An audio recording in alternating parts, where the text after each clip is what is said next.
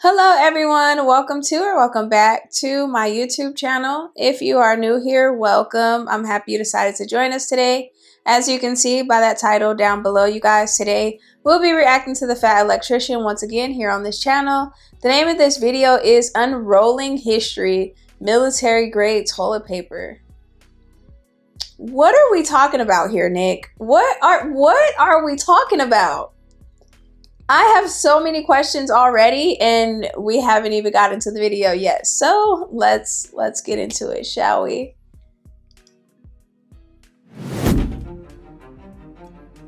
And all my notes and everything completely ready to do a video on Sergeant Reckless, and then this happened and completely derailed my entire train of thought. My wife somehow found and then accidentally bought it on purpose to upset me, single-ply toilet paper. What? Today we're talking about military-grade toilet paper, which is honestly going to be a brief history of toilet paper, and then it's rapidly just going to devolve into me yelling my frustrations at the existence of single-ply toilet paper, also known as military-grade toilet paper, or John Wayne toilet paper, because it's rough, it's tough, and it doesn't take shit from anybody. So if you're here to learn about military history, sorry, not going to be a whole lot of that this week. But if you wanted to watch the world's angriest, most unhinged TED Talk about bathroom habits, well, you're in luck. I make dad jokes without trying sometimes, apparently. Anyways, our story begins at the dawn of mankind. People have always been wiping their butts, it's just a matter of how. And until very recently in human history, you were kind of just stuck with using whatever you had readily available. If you lived in the woods, you would use some leaves, maybe some moss. Apparently, if you lived near the ocean, you would use seashells, which I don't really understand, but whatever. Okay. He doesn't know how to use the 3 seashells. Then mankind advances to the point that we start recording history. We know that the Greeks were wiping their butts with broken pieces of pottery. We know that the Romans used a communal sponge on a stick that they would then just leave in a bucket of vinegar next to the toilet for the next guy, which is disgusting. And then it's also pretty well documented that the Native Americans and Pilgrims were wiping their butts with corn cobs, which I have questions, but I'm also not sure I want answers. Nick, Fast forward to 590 image. AD, China is credited with the first use of toilet paper, which makes sense because they invented paper. Now, fast forward again, like 900 years, nobody else is using toilet paper yet. It's 1455, and King Henry VI has just created a new position in his royal council, the Yeoman of the Stool. This job title is awarded to a man by the name of William Grimsby, and for the rest of his life, his entire job is to clean the king's butt. Then after 30 years of being the royal cheek cleaner, he retires, the position gets renamed to Groom of the Stool, and I'm not kidding you, one person has held this position from the years of 1455 to 1901. The English monarch has always had a royal butt cleaner. And this is the part where you're like, okay, where's the punchline? The chubby electron guy's just trying to make fun of Great Britain again. Like, no, this is real life. There's no punchline. It's documented. It's actually documented, every dude that's ever held the position of royal butt wiper from 1455 to 1901, and most of them got knighted for it. Could you imagine that guy hanging out at the bar with all the other knights like, hey, how'd you get knighted?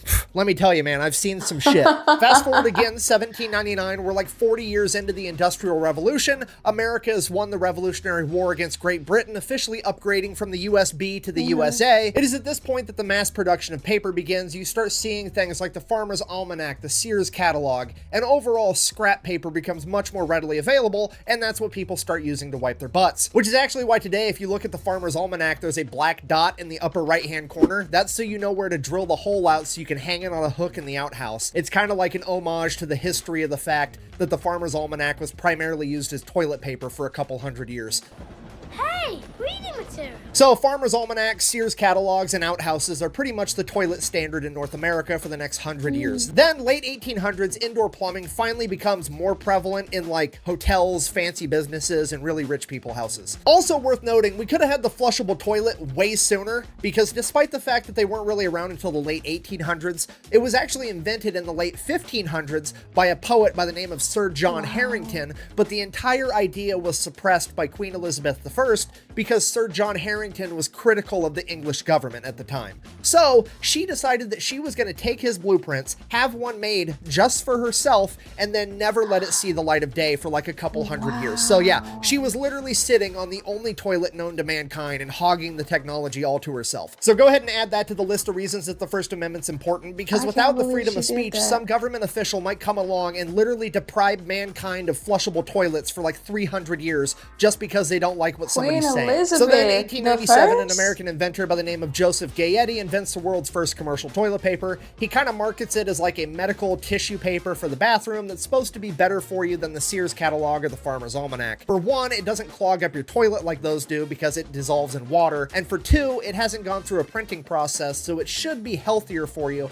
because a printing process back then incorporated like lead ink and arsenic and all other types of hazardous chemicals that you probably shouldn't be pressing up against your dirt button every day for your entire life. And the entire idea is kind of a huge flop because the American public is too shy to actually go out and buy toilet paper because I guess at this point in time, it was taboo to let anybody know that you pooped. So rather than selling directly to the consumer, he would end up doing private label stuff and selling it to like hotels and all the businesses that had toilets. So instead of having like the Gayety brand of toilet paper, he would have, you know, such and such hotel would have their own private label packaging and he would sell it directly to them. And that's kind of how toilet paper got off the ground. Then over the course of the next 50 years, indoor plumbing becomes even more common amongst normal people. Toilet paper really takes off. And then in 1942, St. Andrew's paper mill does something revolutionary, something that has changed the entire face of mankind. The genius scientists working for this paper mill said,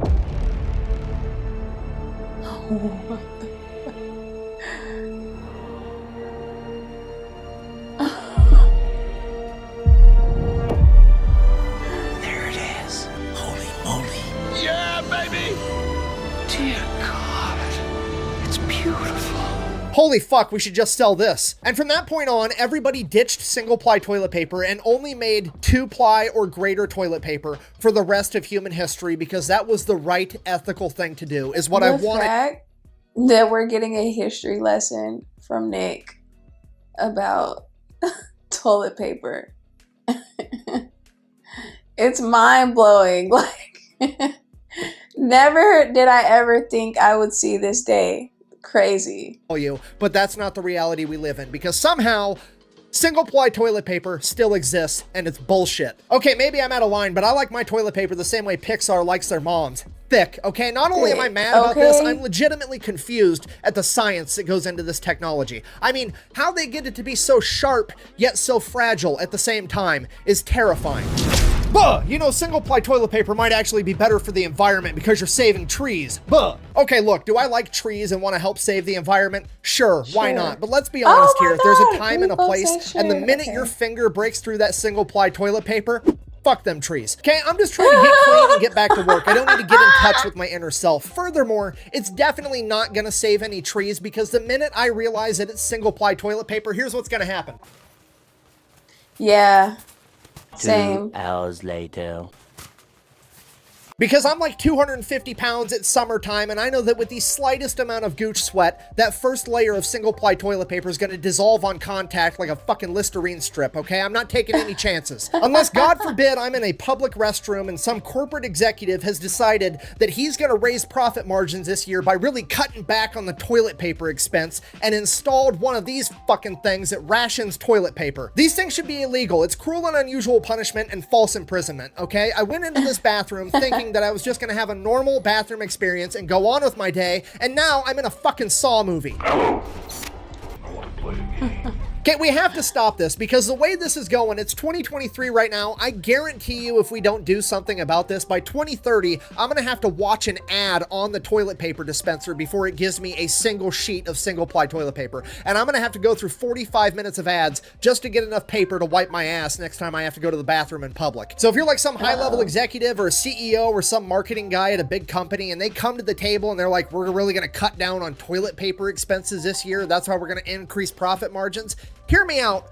Don't do that. Just be like, go the exact opposite direction of everywhere else and then run an ad. Imagine if you went to a gas station and that gas station had ads that were running on TV that were like, come to Fat Electricians Taquitos and Gas where we have medium grade toilet paper because we think that if you're smart enough to shop here, you're also smart enough to know how to wipe your own ass. It's a really good marketing strategy because then every time they go to a different gas station and they see this shit, they're gonna be like, oh wow, this gas station doesn't trust me to wipe my own ass. I should probably go go to Fat Electricians, Taquitos, and Gas. I'm putting that on a shirt. Fat Electricians, Taquitos, and Gas. We trust you to wipe your own ass. It's going to be perfect. I'm so worked up about this. I'm just going to have to run for public office. That's going to be my entire platform. I'm going to abolish single-ply toilet paper and then leave you alone. It's the only thing I can do at this point. I mean, if we can strong-arm Apple into starting to use the USB-C port like every other phone on the planet, we should be able to abolish single-ply toilet paper. So I guess, in conclusion, if you made it this far into this extremely unhinged TED Talk, thank you. Hopefully you learned something about the history of toilet paper, or Queen Elizabeth I suppressing the toilet because she doesn't believe in the freedom of speech, or something along those lines. Best way to support the channel is go buy some merch at thefatelectrician.com. Quack bang, out. Now I have to go buy real toilet paper, then I'm going to finish my Sergeant Reckless video, and then I have to decide if I'm either going to run for public office or open up my own chain of gas stations.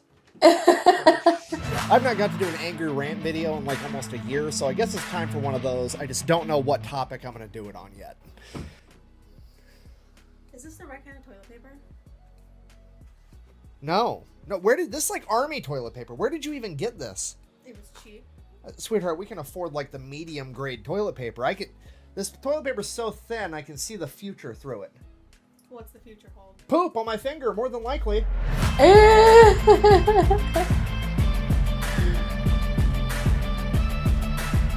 That was a cute little skit. That was very interesting, right? I learned a lot of things I didn't know. Like I said, I never thought I would be getting a history lesson about toilet paper from Nick, but hey, it works. It works, and I'm happy it was delivered by him. Yeah, let me know what you guys think down below in the comments. Okay. Yeah, speechless. Don't know what to say. Great video. Happy you guys watched it with me. Sorry. No, never mind. I'm not sorry. I was going to say I'm sorry to have to drag you along, but I'm sure you guys enjoyed it, right? I hope. If you did enjoy it, please make sure you're tapping that love button for me. Also, if you haven't subscribed to the channel, hopefully I've earned it by now. Hopefully. But yeah. And when you do subscribe, be sure to tap that notification bell so you'll be notified whenever I upload a video. Therefore, you won't miss me and I won't miss you. And we won't miss each other, okay? And yeah, I guess I'll catch you in my next upload. Bye! It's Miaaaa, that girl you came to see. So grab your snack and just sit back, leave a comment in the chat. Whoa, whoa, whoa. It's Miaaaa, that girl you came to see. So grab your snack and just sit back, leave a comment in the chat.